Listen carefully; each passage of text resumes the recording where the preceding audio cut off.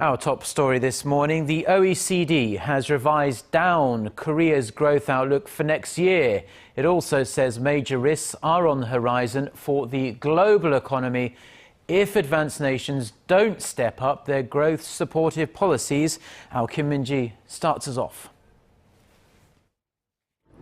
The OECD says it expects the Korean economy to grow 3.8% in 2015. The research body on Thursday released a preliminary forecast for major economies ahead of the G20 Summit set to open next week in Brisbane. The projection is 0.4 percentage points lower than its previous forecast made in May and slightly under the Korean government's forecast of 4%.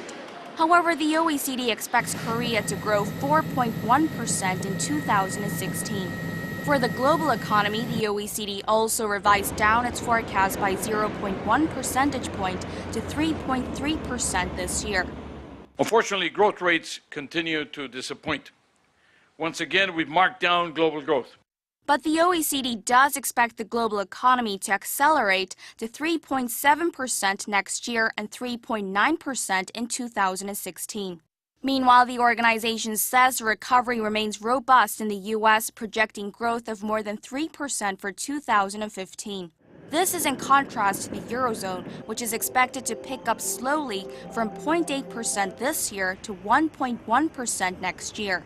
As for China, the world's second-largest economy, the OECD estimated growth would slow from 7.3% this year to fall into the 6% range in 2016. Citing downside risks such as threats of a prolonged stagnation in the euro area, market volatility, and high levels of debt in some advanced and emerging economies, the OECD stressed the need for monetary, fiscal, and structural policies. It added that reforms to tax, trade, labor, and product markets will benefit domestic investment and global trade and support greater employment around the world. Kim Min-ji, Arirang News.